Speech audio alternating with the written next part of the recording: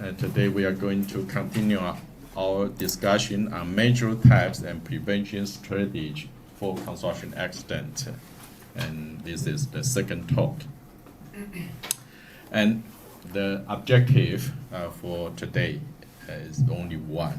We have to learn more about the 7 types of major construction accident and their associated prevention measures from the accident reports. Okay, all the cases were taken from real case or real world case.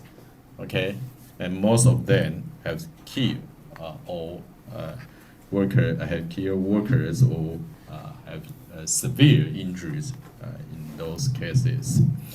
So we will start with the same hazard or same accident type for and rolling accident. Remember, according to the statistics, fall accidents accounts for 70% of all fatal accidents. Fatal means there are people deaths. Okay. And the second type is cut and bruise, and this is a frequent found accident, but the injury is not so severe as fall. Okay. Number 3 is also a very frequent accident called tripping. Tripping means that you are blocked by something on the construction site and you fall down. Okay, and during fall down you might hit something and this cause injury. Okay, this is a tripping accident. And tripping accident usually is not so severe. However, the case study today are very severe. So it may also cause severe injury. Okay. And number 4 is a fatal one. It belongs to fatal fall. Remember I mentioned fatal fall before. The so-called fatal fall are the most dangerous accident.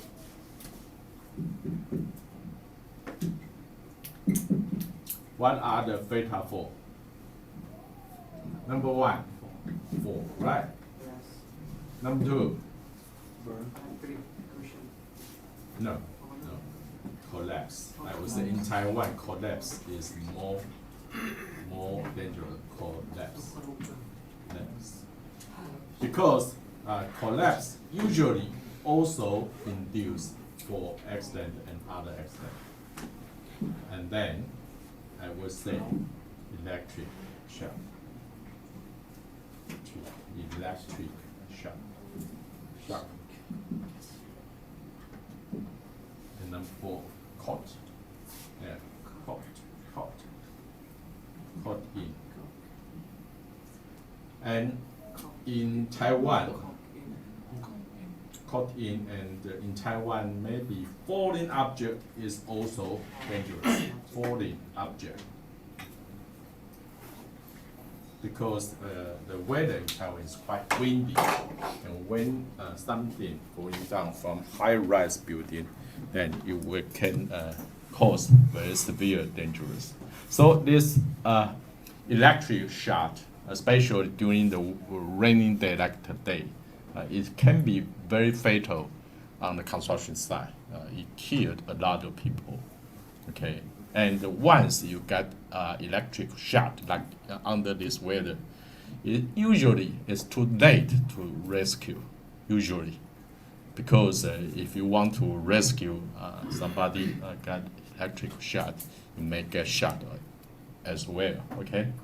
So this one can be dangerous. And the next one is also dangerous, collapse. Okay, especially collapse of formwork, usually kill many people at one event. Okay, so collapse dangerous is as dangerous as fall considered in Taiwan. Okay, and then fire accident. Fire accident may occur, but not so frequent, and is not very dangerous compared with the other accident. However, the case study today is also very severe to the worker. It burned the skin and caused eternal injury to the worker. And finally, is caught and roll in, caught in and roll out and hit. Caught, sometimes caught by hit by the vehicle, and the vehicle is a dangerous construction machinery. So once you hit by the vehicle, it can cause death as well. Okay, so these are the 7 major accident type you can see on the construction site. So let's start with the first one, fall and rolling accident. And this week we talk about the 6W analysis. We are going to follow the same approach today. So the first one, we need to analyze what's the time of occurrence and what activity, this is also important, what activity is related to this accident. So in the future, before this type of activity is going to, we are going to carry out this activity, then we need to inspect for this specific type of accident or hazard. And then what kind of specialty is more dangerous to this type of accident, or what work type is involved, and where can be also related to the activity. So during the construction site safety patrol or safety inspection, then the location is also an important factor to consider during the case study or accident analysis. And then how it occurred. The reason why it occurred is the direct cause. Remember, we talked about the mechanism of causation, construction accident causation analysis. There are basic cause, indirect cause, and direct cause, and by how we analyze the direct cause. And in some cases, there are basic cause and indirect cause. However, if there is no direct cause, then this accident will not occur according to the Heinrich dominant theory. So direct cause is also very important in accident case report. Finally, why it caused the damage, which is the end result of the accident. Okay. The first case is also the third case in the fall accident, where a worker was contracted to perform rebar planting work. What's rebar planting work? When you are drilling the wall or the column, and we plant the rebar inside there so that it can provide the bonding strength, so that we can construct some columns or beams after the building is constructed. This is especially useful for some maintenance rehabilitation construction project. Very common to plant the rebar. Some new construction projects also need the rebar planting work. Okay, especially some embedded work.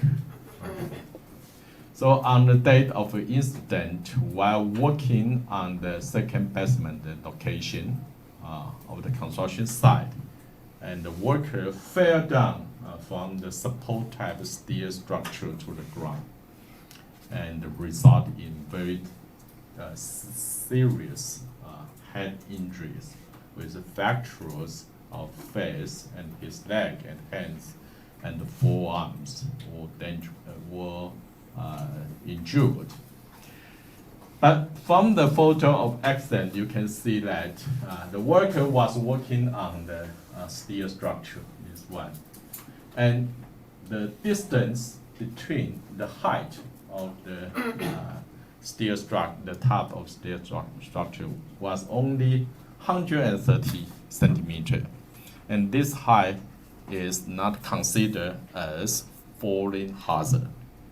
Okay, so no protection devices are required by law under this circumstance. However, it still causes a severe injury. Why? Do you know why? No, because they are very messy on the ground. So when the worker fell down, the face fell down first, and there are some dangerous stuff like steel rebar, some bent steel rebar from the cause severe dangerous. So even though this is not high enough, we don't even need access equipment for this situation. However, it still cause severe dangerous, severe injury. Okay. So from the accident report, they also provide some prevention measures such as maintain safety working surface, which means that this surface was not clean during the work. So this is a prevention measure after we analyze this case. And second, employer must appoint a safety and health supervisor. And it seems this is not in place for this case. And the employer must create and implement the safety and health management plan. Usually, this plan should be in place, otherwise the work cannot commence. So there was a plan, but it was not implemented effectively. Okay, and this is the cause. Employer must establish a self-inspection plan, and this plan was not carried out before the work start. So if you performed self-inspection and the working surface must be clear, then under the circumstance that there are a messy surface, the work should not start. So this was not implemented either. Okay. And the contractor must inform the subcontractor about the hazard and safety requirement before work start. This is just a regular requirement for any construction activity. And this is also an accident occurred to the subcontractor. So this is also a joint work. The primary contractor must establish coordination organization, and this organization should conduct worksite inspection. I don't think they are implemented effectively on site for this case. And for employers, they must create and implement the workplace safety rules and announce it publicly. I don't think they has done this before the work start. Usually during the toolbox meeting, this safety rule should be announced again. And for safety training, then these rules must be repeated again. And I think even though they do so, if the worker does not have the safety awareness, then all training will not be effective. Okay, so the improvement measure is to keep the working surface clear and clean. Okay, so that's the for accident, and this one is related to formwork disassembly. Okay, and the injured worker, Mr. Wu, was performing formwork disassembly work. Disassembly of formwork is more dangerous than assembly. Okay, the same is also applied to the scaffolding. Scaffolding assembly is dangerous. However, disassembly of scaffolding is even more dangerous than the assembly work. Okay, so this occurred during the formwork disassembly work. Okay, during the work process, he carelessly fell down from the second layer of the scaffolding to the ground, and the falling down is 3.6. This is the most dangerous height. Remember the statistics was the most dangerous height for accident is from 2 to 10 meters, right? So this is belong to that range. Okay, so why it happened? Can you see why this accident happened? I assume you now have the ability to identify the risk from this photo. Can anybody tell me? The stairs, yes, there's no stairs, which is access equipment. However, the accident occurred, the cause causing the accident to occur is not due to the accident, the stairs, but the others. It fell down from here to here. Yeah, guardrail. There's no guardrail, no fence, no safety line. Actually, no safety line. If you cannot set up the guardrail like this, you have to provide safety line so that the harness can hook on the safety line. So there is the absence of the safety devices caused this accident to occur. Okay. So the prevention measures is to install guide rails, cover or safety net. You cannot see any safety net here, and there's no safe access equipment for this height. Okay, we see a stair here, but it was not installed appropriately. And there's no safety supervisor on site, and I think there's a safety plan, okay, safety management plan, but it was not implemented at all. And finally, there's no job specific training for the worker because it's also occurred to a subcontractor. The worker fell down belongs to the subcontractor. So this is a joint work, and same thing.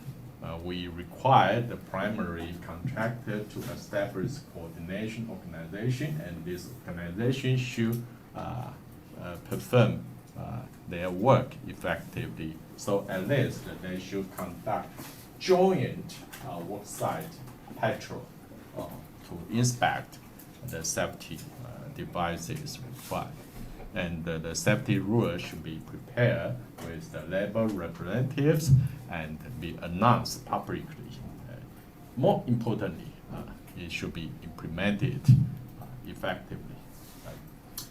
You can see there are accident prevention measures provided by the tow shop after the accident occurred are almost the same for the same type of accident, but it occurred again and again, which means that just the regulation is not enough. The workers' awareness of safety and the effective implementation of this measure is the key to prevent the accident. Okay, here is another slide showing that what safety requirement for this mobile scaffolding. Okay, there must be safety guard and safety access equipment, and there must be some devices to fix the foundation of the scaffolding. Okay, and important information for you. For platform greater than 2 meters, the maximum load for this type of scaffolding is 250. I think if you go to the construction site, there must be a synergy showing that what's the maximum loading for the scaffolding, and usually they say it should 250. 250 means for the same scaffolding, that only the maximum loading for the scaffolding is 250, and 1% is about 80 kilogram, right? So it's about three adult workers can stand on this scaffolding only. Okay. So if you find there are more than 3 workers on the same scaffolding, then there will be dangerous. There will be a danger for falling or collapse. Okay. Okay. The last case for 4 accidents is during a scaffolding disassembly. And Mr. Wang and his colleague Chen were preparing dismantle the scaffolding on an exposed beam.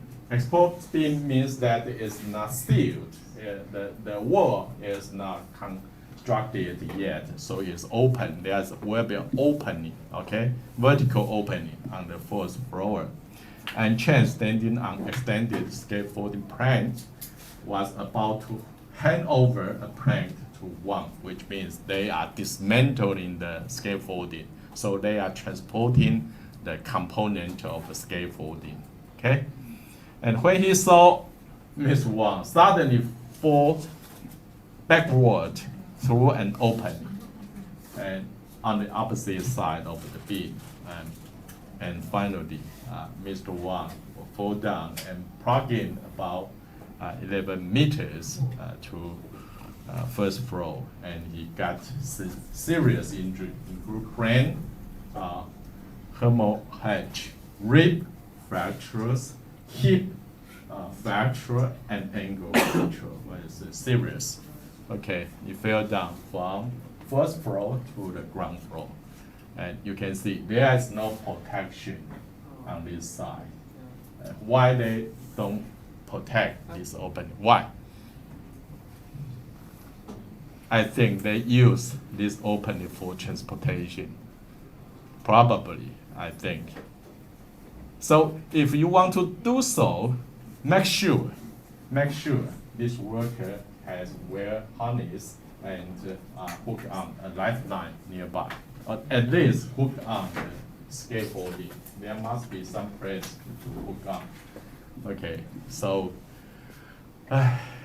it's sad the accident still occurred.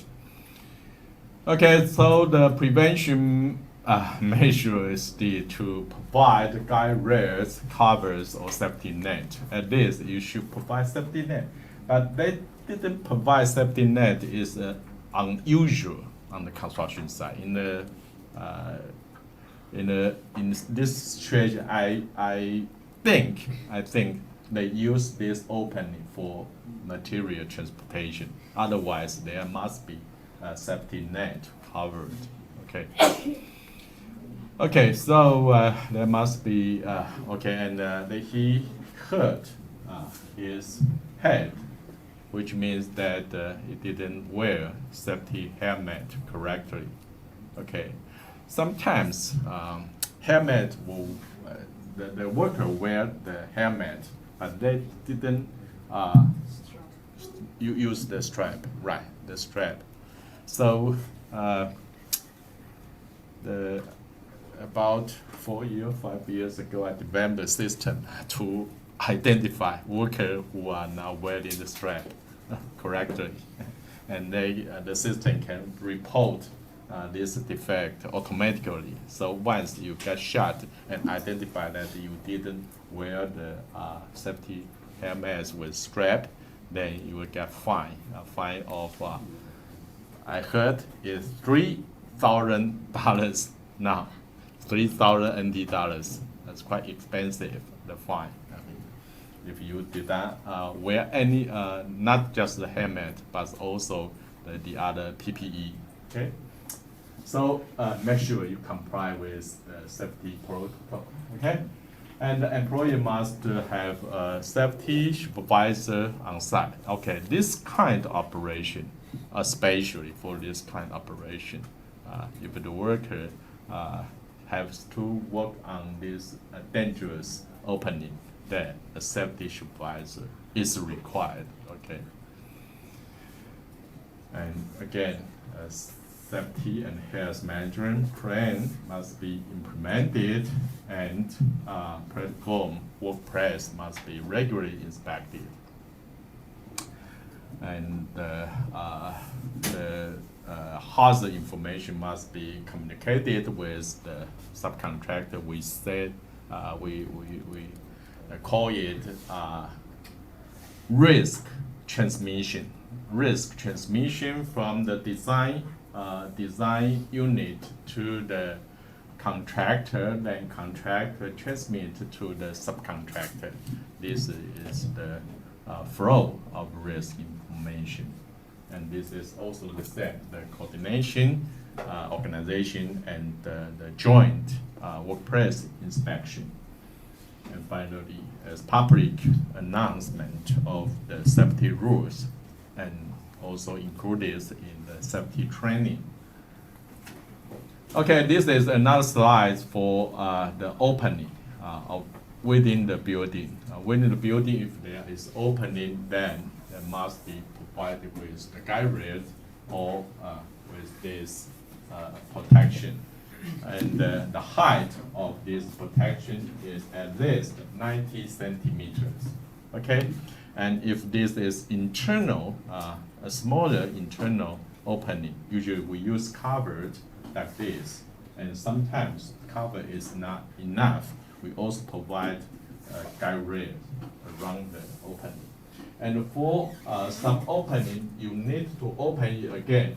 We use the safety net, but we will put signage such as traffic cone around this place so that it will warn the workers not to get close. Otherwise, it would be dangerous. Okay. Okay. Another type of dangerous workplace is on the rooftop. Okay. So for roof work, there are specific safety protocol need to be complied with. There are 3 types of accident can occur to roof work. Okay. The first one is stepping through fragile surface. This one is the most dangerous one. You kill the most people on the rooftop. The second one is falling from the roof edge or opening. This is similar to the falling accident of the scaffolding or the structural edge. The third one is sleeping while climbing. Okay, because sometimes roof is inclined. So when you climb up on an inclined surface, it's very easy to get sleep. Okay. So for the roof works, there are some safety facility required. First is the anchorage of safe line. Okay, you can see the lifeline on the boundary of the rooftop. A second one is called self-retracting lifeline. Have you seen this before? Self-retracting lifeline? Yeah. No, it is retractable. So if you get close, the line will be shorter. And if you need to extend, it can extend. But it's very similar to the safety belt on the car. if there is accident, it will be locked. Okay, so if you fall down from here, it will be locked, so you will be secured. Okay, and this is very expensive. Just one set cost probably to 20,000 NT dollars. So it's kind of expensive unit on construction site. However, since for roof construction, there are not many workers on the rooftop, so I think most construction site has this kind of unit for major contractor. Okay, like as Paul, I think they must have this. And the full body harness. Okay, you must learn how to wear this. It's not very comfortable, but once you need to work at height, like on the roof top, then you must wear a full body harness and make sure you hook up the lifeline. If you don't hook up lifeline, the wear anything, it doesn't help. Okay. So that's 4. And the final slides will show you some other fall prevention facility in some dangerous working zones, such as elevator shaft. Elevator shaft kill at least 2 to 3 people, 3 workers every year in Taiwan. At least 2 to 3. So this is still a very dangerous working place. Okay, so for the elevator shaft opening, the guide rail like this must be installed. Okay, it's a door like this. And auto lock and the safety hook must be provided. What's auto lock? Auto lock is this. When you push the door or the guide rail close to the wall, then it can be locked automatically. You don't need to open it and lock it. It's locked automatically. And here is the hook for the worker to hook on the harness. And this should be provided here, somewhere here. Okay. So if you want to open this guide rail, then you must hook on the harness first. And safety net must be installed first before the work platform is set up. Okay, so the safety net must be erected or set up at the lower floor, so that if anything or anyone fall down from the top floor, this safety net can capture anything falling down from the upper floors. And this safety net must be in place until all platform above were removed. Okay. So this is the safety facility requirement for elevator shaft. Okay. And last week we talked about a worker standing on a workbench and then fell down and for a couple of floors and got very severe injury, right? And in that case, actually the step ladder like this should be used. Okay, this is standard step ladders.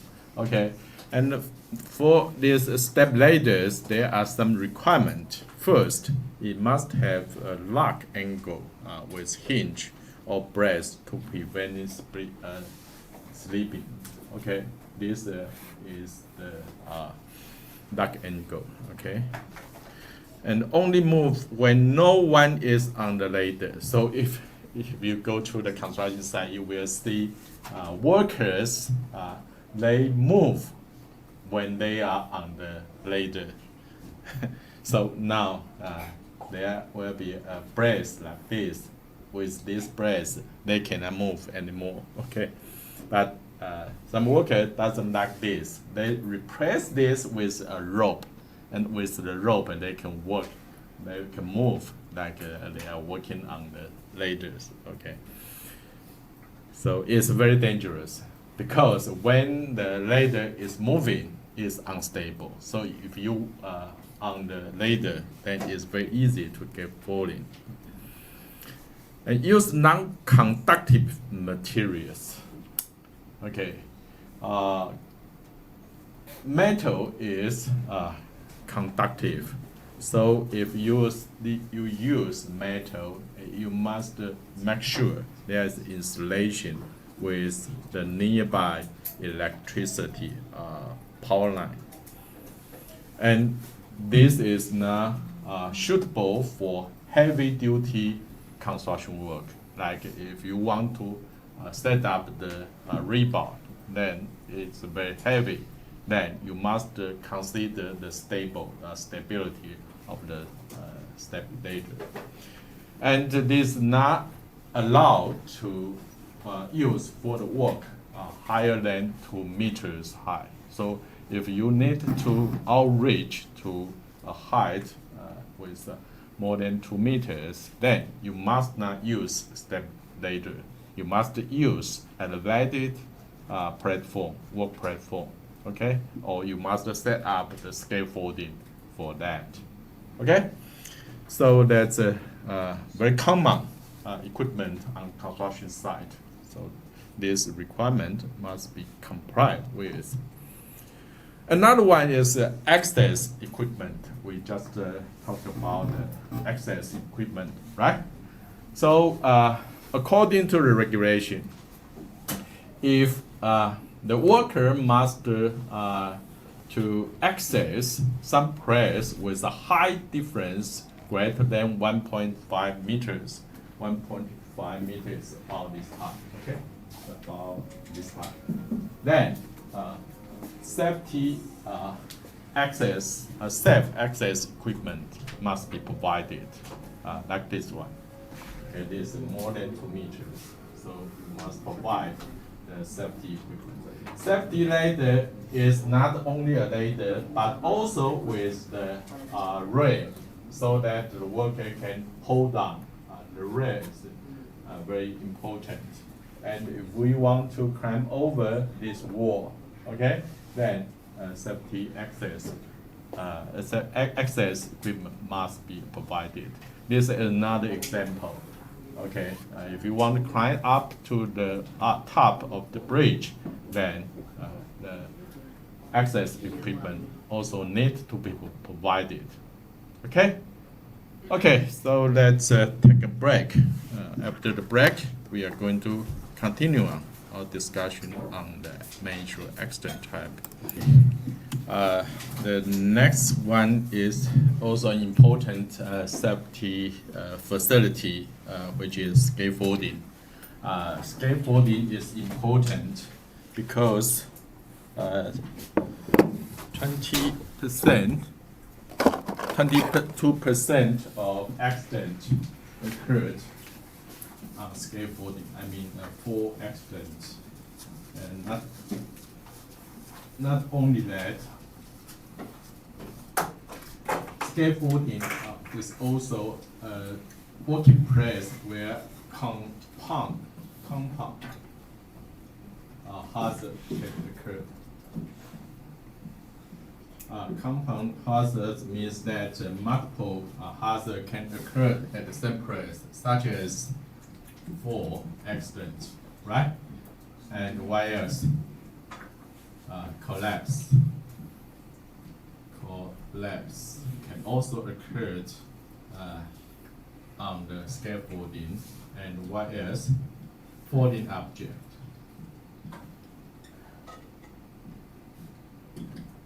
Falling from the scaffolding can also occur on the scaffolding, and wires tripping. Yeah, tripping.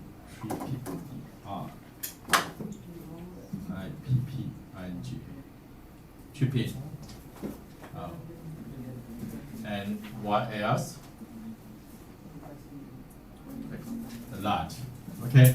So we which means that scaffolding, a lot of accident can occur on the scaffolding. So scaffolding is very dangerous.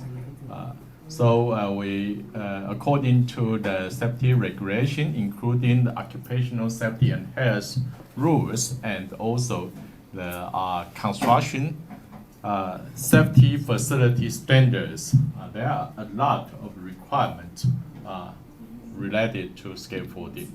Okay, let's take a look at some of the most important one. The first one is that the erection or the setup or assembly of scaffolding must be complied with the construction drawing and the structural calculation prepared by the professional engineers. This is the basic requirement to make sure that the mechanics is stable, the structure is stable according to the mechanics calculation. The second one is that on the top and edge of the scaffolding, there are usually opening greater than 2 meters high, such as every scaffolding, one scaffold, and one layer of scaffolding is how high? You know what's the height? 1.8. 1.8 centimeters. So just 2 sets of scaffolding is greater than 2 meters. So it can have a lot of hazard related to the scaffolding. So guy rail, safety net, and other protective requirements are required to be set up with the scaffolding. Number 3 is structural connection. Scaffolding is a temporary facility, so it, according to the structural mechanism, is not stable at all. So we must provide additional support to the scaffolding so that we can make sure it is stable. So the structural connection within the scaffolding is very important. So we require the joint between the component of the scaffolding must use standard prefabricated component or fittings to ensure secure connection, and also close bracing are usually required for scaffolding. Nowadays, there are new type of scaffolding which do not have the close bracing, but they have transverse bracing. Okay, and the joint is stronger compared with the traditional frame type scaffolding. So if you use the new type of scaffolding, then bracing is not required. Okay.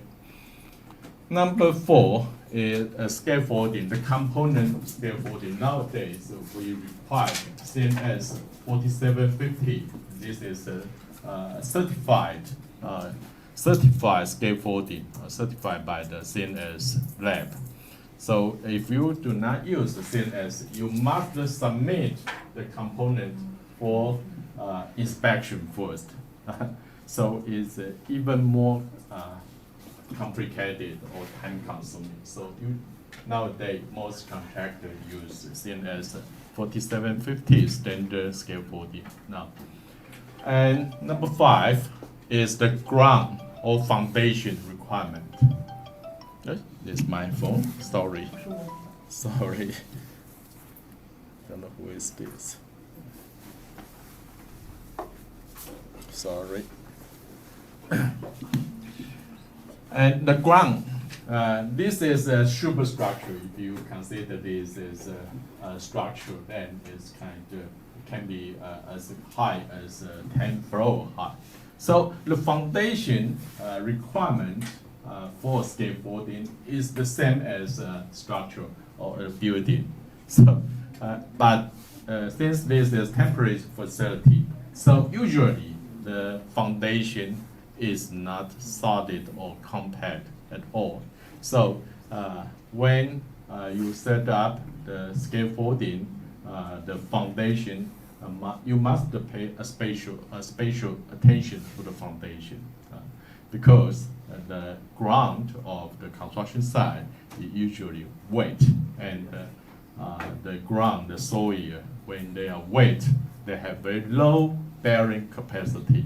So some contractor then decide to use steel plate on the for the foundation of the scaffolding.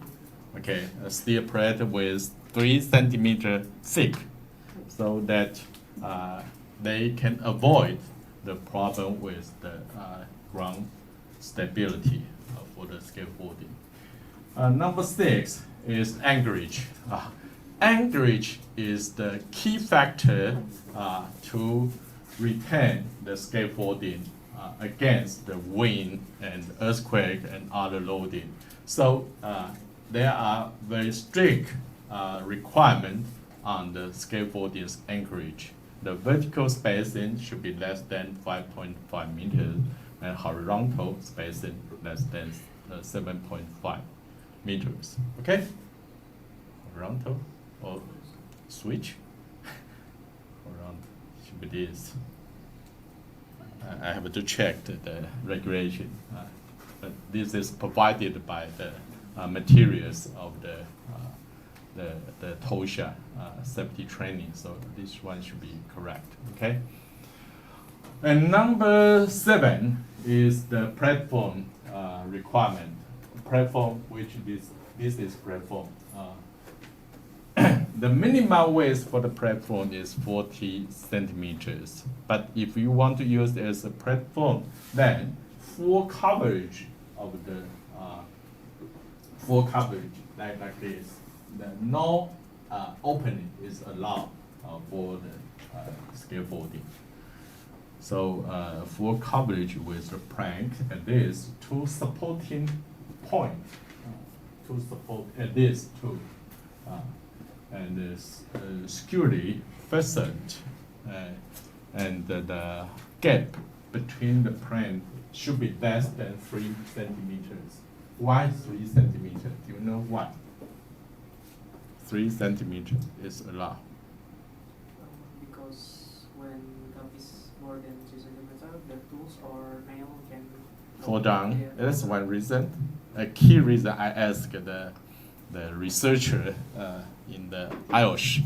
I asked them why is it 3 centimeters? They say that this is the size of your toe width. Toe. Yeah, toe width. So to avoid stuck by toe or fingers, I think. So the width of the spacing should be less than 3 centimeters. Okay.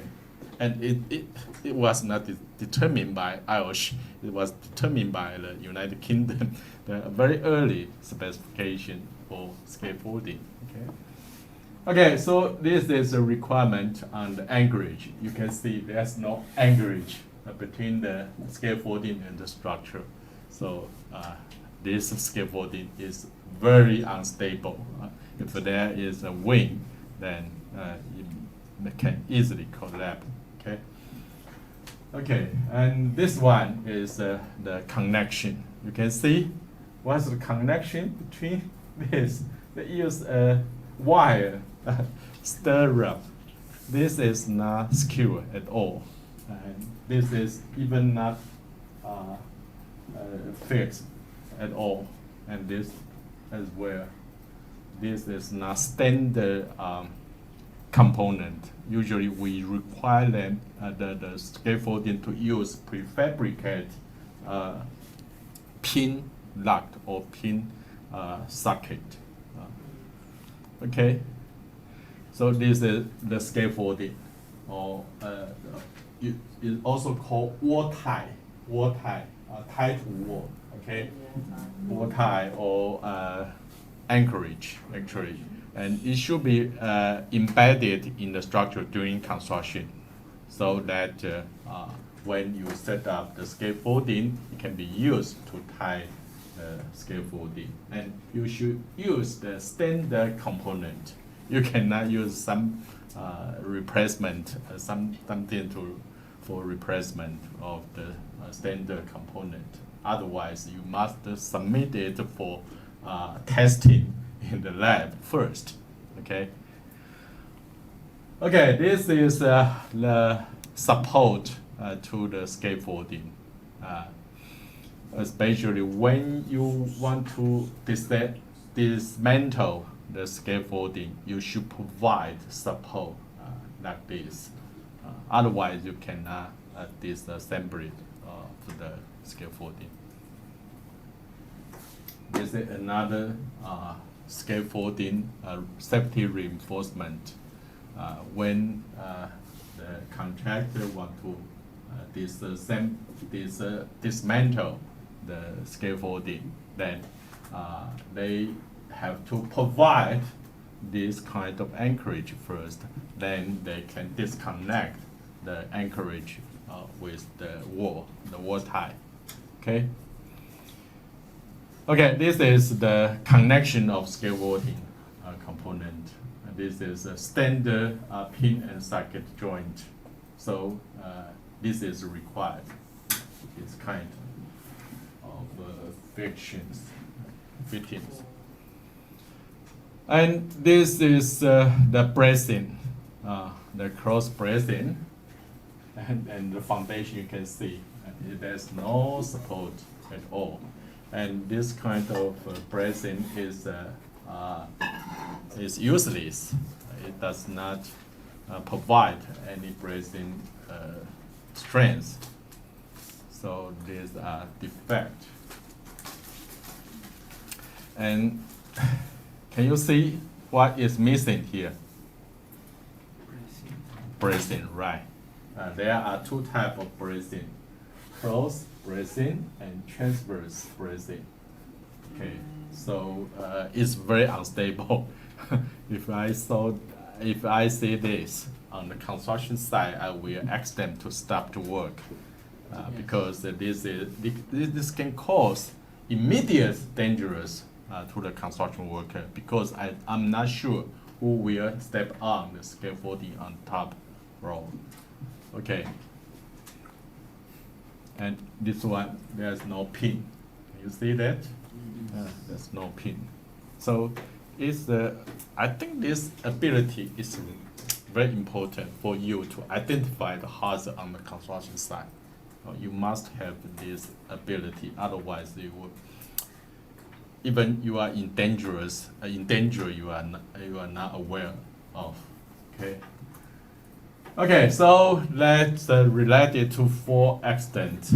The second type accident, the major accident, is cut and bruise accident, and this can also happen to construction worker very frequently on the construction site, and most of them are not very dangerous and not very severe, very serious. Okay, so this accident occurred when a worker cutting the first floor, cutting the board on the first floor, I think, a wall on the first floor, and accidentally cut his own right palm with an angle grinder. Okay, this is grinder, and actually this grinder is a standard one since it provides the protective shield here. So this tool does not have any problem at all from the perspective of safety requirement. I think the problem is the operation, okay, because the worker didn't pay attention to it, so it suddenly slipped and cut his own finger, I think. So to prevent this accident, a safety supervisor should be provided, and safety management plan must be implemented. And I think since the tool is it comply with the safety requirement, so even though it conducted the pre-work inspection,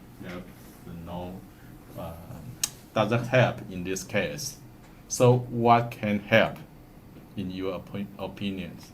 What can avoid or prevent this accident to occur? What? Wearing protective clothes. Right, glove. The glove must be in place. If the worker wear glove, then you won't cut his palm. Okay? So not only glove, but protective goggles and this protective apron and safety boots. All these are required. Okay, another accident occurred also in grinding operation. This worker was grinding a wooden floor. The grinder slipped again, cut his own finger, and caused a fracture and laceration. So it caused a permanent injury. And you can see this is not a safety equipment because there's no protective shield or guard. Yeah, so this one is not a standard or safe equipment.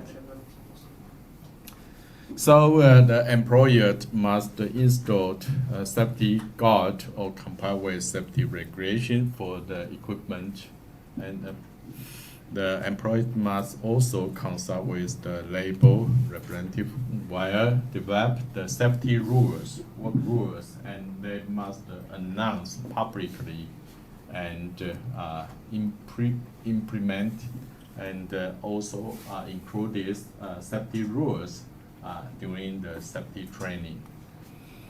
So again, if you wear the glove, then you won't cut your fingers. So this is the safety tool. This one is not a safety grinder because it does not provide the safety shield. Okay, so that's a cut and bruise accident. Number 3 is tripping. Tripping is that when you walk on the passage, then you are blocked by some stuff on the way, then you can cause tripping.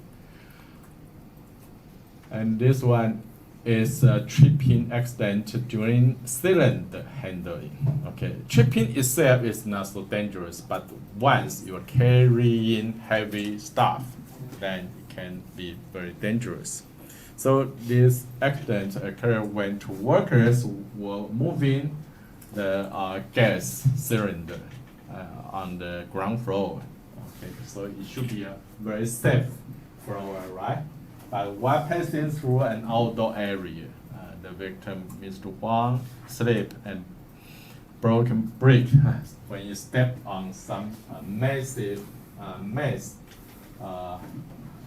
ground surface, causing the cylinder fall. And the fall, since it's very heavy, so when it fall, the heavy equipment fall down his own body and crash the tide, resulting in severe injury. Okay. So that's the site of the accident. You can see this site is so unstable, it's not clean. So the prevention measure should provide a safety passage for the worker to work through or access of the construction site. So the employer must ensure floor, stair, passage, etc. are safe from slipping, tripping, or implement anti-slip measure. And this is also occurred to the subcontractors. So the general contractor must establish collaboration, organization, and conduct the site inspection before the work start. And training is required before work start. Okay, so this occurs very frequently on the construction site, almost every day. But most of the time, the result is not so serious. Okay, then another one. Oh, this one is serious. Is a tripping accident during formwork assembly.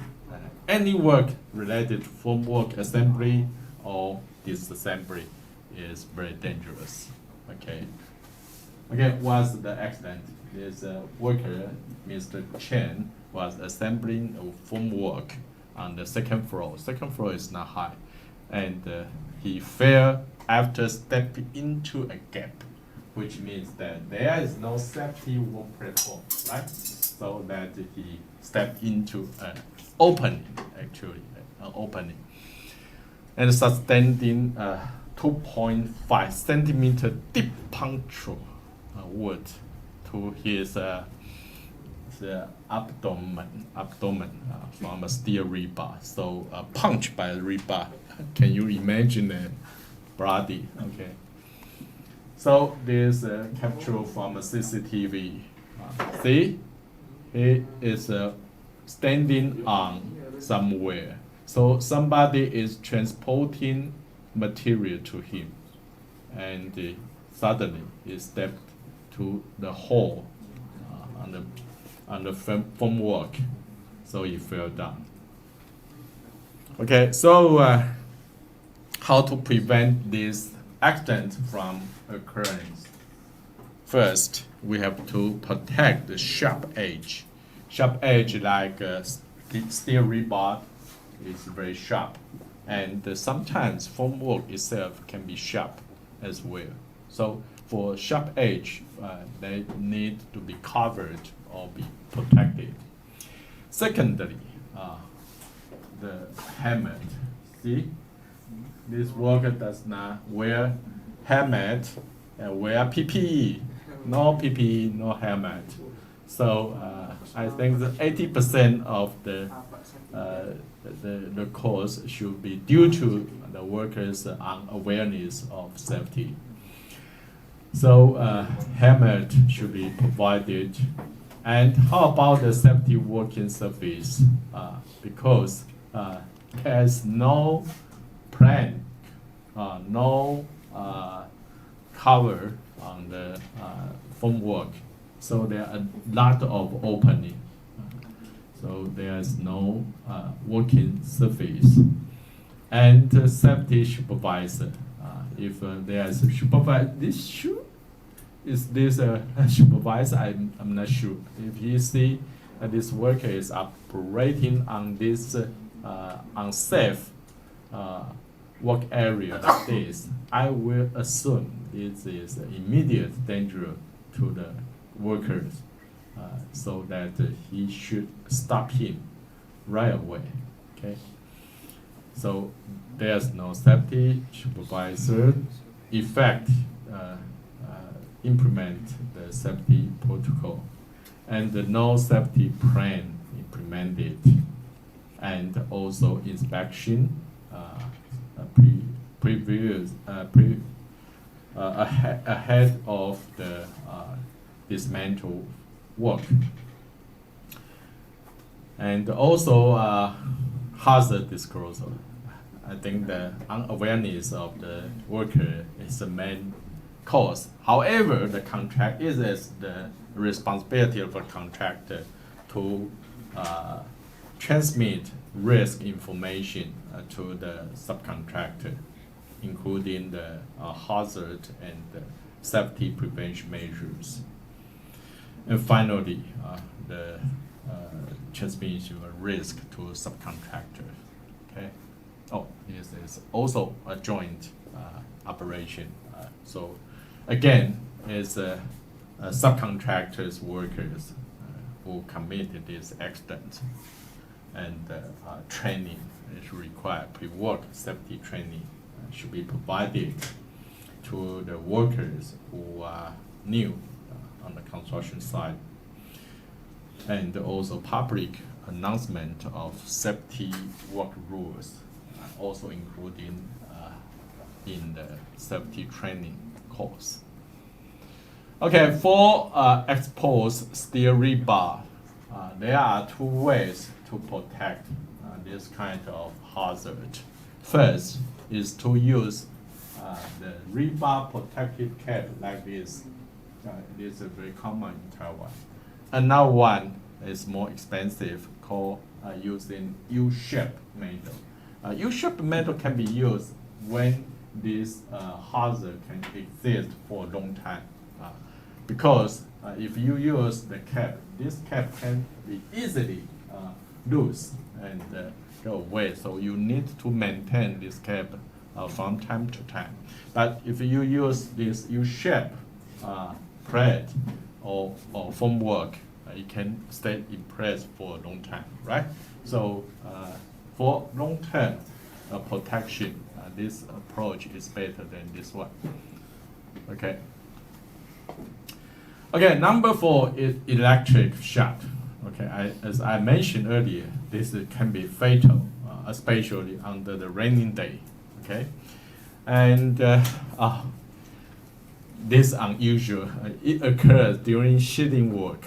Usually, electric shock occurred during the raining day, but for the sheathing work, it's under the dry working condition. So how this accident occurred? Well, the worker he is inspecting a ceiling frame security. He touched a live on insulated wire, okay, with damaged insulation and some self-adhesive tape. So they use adhesive tape on the damaged area. And while working in short sleeve, that's the reason.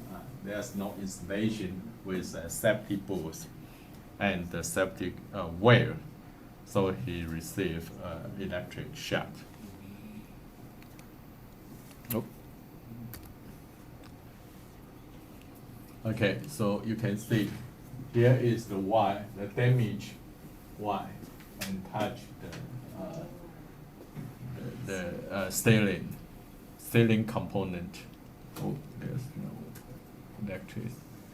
So he fell down, and also the frame stair step later also fell down. Okay. So the safety measures, including ladder, since the ladder fell down, means that it is not stable at all. So the ladder must be set at least 75-degree angle, secured with rigid brace. This is the brace. I'm not sure it's rigid or not. And the electricity safety. Protect measure must prevent electricity shock from contact with damaged or edge insulation or wire. And assign safety personnel to supervise the work. And before the work, there must be self-inspection plan. And also occupational safety and health management plan and hazard disclosure to the contractor. And also the joint inspection of the construction site with the coordination organization. Finally is safety work rules announcement to the workers and also included in the training. Okay, for this type of accident, usually we need to control this risk from the source, and the source is from the electricity distribution box. And if there is a residual current circuit breaker RCCB, then once the body got shut, it can shut down automatically. So it can be injured, but it won't be fatal. Okay, so this is important to be in place under this circumstance. The second one is during the distribution of the power, it should be elevated like this. This is just for sure to demonstrate how it can be provided with elevated frame using like this. Okay, to avoid connection with this or contact of the power line with the working component. Okay, and then is collapse. Collapse is also dangerous because it usually related to major accident that killed many people at one event. Okay, let's see. And this one is not the typical one. This is another one. Two workers were bagging soil nearby a plant besides a building. Due to ground excavation, the soil became loose. And during bagging the process, a nearby landscape stone slide and fell to injure both legs. So let's take a look. This stone, okay, and this soil is very loose, so the stone slide from a higher place to here, and they stand here. They are working here, baking the soil, so they will crush by the stone. Okay, so this is not a typical collapse accident. A typical one is like the formwork structure collapse, and also the scaffolding collapse. They are those kind of collapse accidents are very dangerous. So for this accident, the employee must install the protective measure to prevent the stone from sliding, and supervisor should be assigned on the construction site, including a safety management plan must be implemented, and work site should be inspected before the operation start, and also for the worker, safety training must be provided and implemented. Okay. Okay, another one is about a curtain wall installation.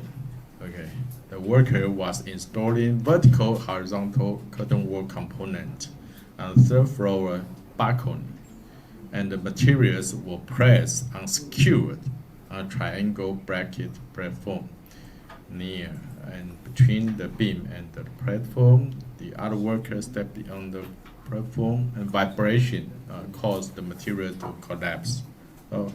So this is also not typical one because there are materials molding of the curtain wall collapse, and this collapse hurt the worker. Okay. So how to prevent this accident from occurrence?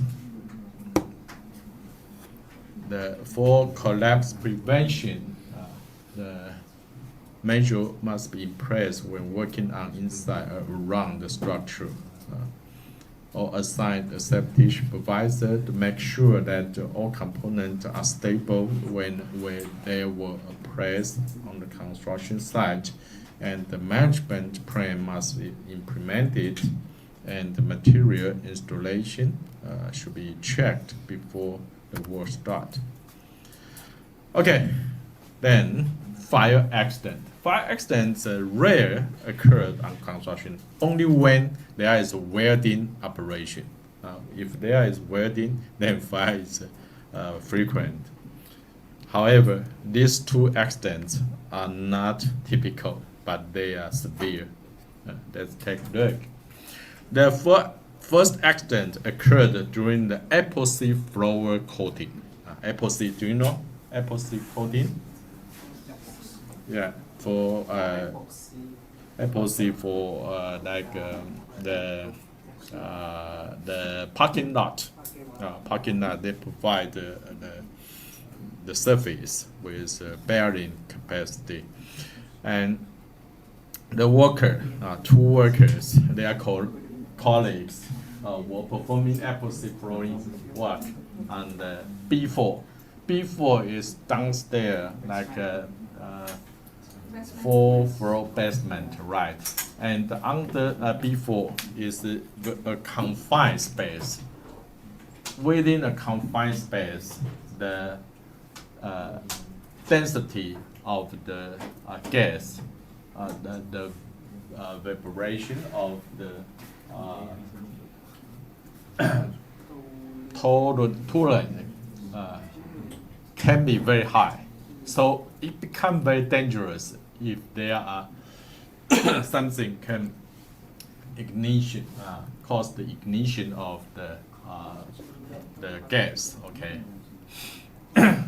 So when Chen was cleaning the tool, and the cow nearby the fire door, and Chen then heard a lighter click. Somebody clicked the light, maybe Gao himself, and Gao was on fire. So he clicked the lighter. Maybe he want to smoke, and then he was on fire, caused by this polluant. Okay, so this is typical, but the result is very severe because he is on fire. Okay, so he was burned on the skin and the face. You can see this is the accident site. Okay, so it has been burned out.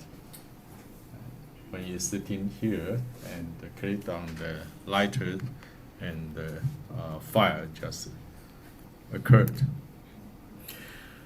So the accident prevention measures: first, no open flames is allowed in area with fire or explosion risk. Signage must be provided. I don't see any signage here. So the signage must provide no smoking, no open framed sign, and restrict access. Worker must not use open frame. And ventilation. Ventilation for solvent.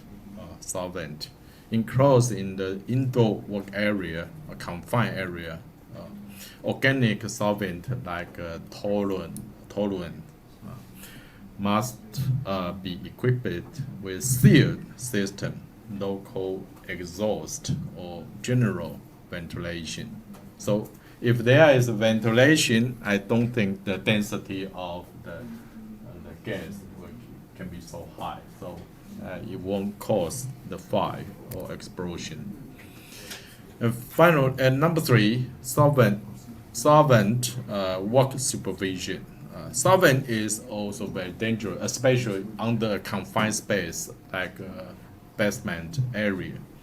Then supervisor should be designated to this operation to oversee the whole operation with involve the organic solvent.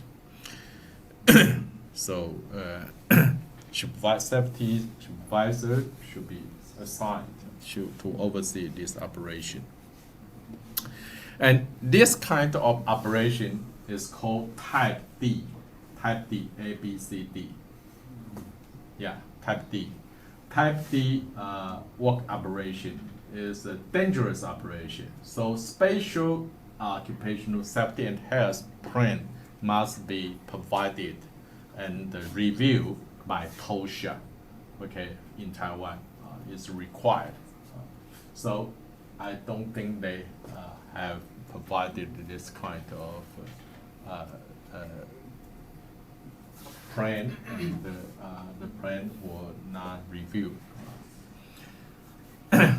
Or solvent safety check before the operation, the solvent density must be checked. So there must be some sensor on site to check the density of the solvent in real time. So if they check the density, I think they are aware of the dangerous. If they didn't check the density of the solvent, which means that they are not aware of the dangers. Okay. Number 7, self-inspect plan.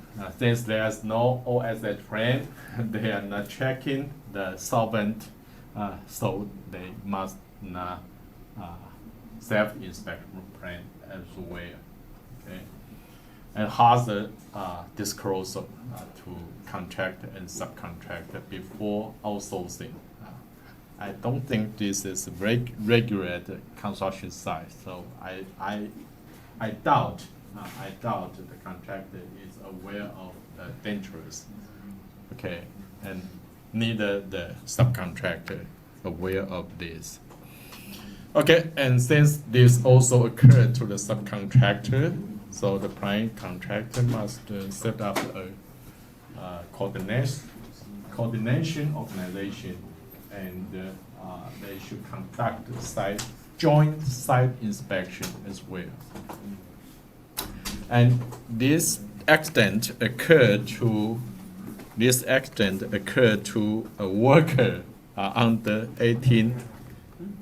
18-year-old. Remember, for the dangerous working site like this, the only adult worker can enter, and no pregnant woman can enter this work site, and also the child with age under 18 is not allowed to enter this work zone and to handle explosive or flammable material. And since this occurred, I don't think they provide safety training before the work. Okay. Okay. Another one is also fire accident during diesel engine usage. Diesel engine usage is very common on construction site when you need a compressor, you need power, and there's no power, temporary power. So this is very very common on construction site as well. So the accident occurred when the worker was on the 10th floor rooftop using a diesel generator to power a handheld jackhammer for demolition work while refueling, which means this worker is aware that he is refueling, but he accidentally split the diesel onto the hot exhaust pipe, causing the fire. And you can see what's the consequence. It burned up the generator. Okay, so it's a severe accident. Also damage a nearby area. Okay, and since it's on the construction site, most materials here are woods or papers, which is flammable, so can be easily burnt out if there's fire. So the accident prevention measures. Okay, the first one is to conduct construction risk assessment. This is what you are going to do for the term project, right? And flammable liquid control. The flammable liquid here is diesel fuel. Okay, and use of flammable liquid must be kept away from the source of fire. But it is impossible because you are refueling the generator. You should be taken very close to the fire source. So the key is here to keep away from the exhaust pipe because it's so hot. Okay. And the chemical labeling. Okay. If there's a chemical container, then it should be labeled in Chinese and other language if required. They are immigrant workers. Okay, and finally, the container should be checked from time to time. So the safety data should be provided with the hazardous chemical. Okay, this is required. And safety supervisor, safety management plan should be in place, and pre-test, pre-work safety inspection must be conducted, and hazard disclosure, risk transmission from the contractor to the subcontractor must be effected. And joint inspection with the coordination organization should be provided and implemented. Pre-job safety training and safety rules. Okay. Finally, the last one, caught roll-up accident. Take a look. Okay, this is sad because it occurred to deaf personnel. Okay. After escorting a patient to the emergency room, this Mr. Lee, who is hearing impaired, which means is deaf, returned to the hospital and attempt to re-enter the gate through the west facility driveway, and which was open. Unable to hear the west manager warning and unaware the garbage truck was running, so he was caught between the truck and the gate post. So he hurt his pelvic like this. Okay, dangerous, very dangerous. Okay. So there are two measures to prevent this accident. First, vehicle spotter must in place, especially in construction site. If there is moving vehicle, there must be a spotter on site. And this is required by law. Okay, and the pre-job safety training, such as the gate is not for worker, for pedestrians train. Okay, so there must be some gate out there, which is not gate for truck, and the worker must use that gate. So the reason why this accident occurred because the worker entered in the wrong gate. Okay.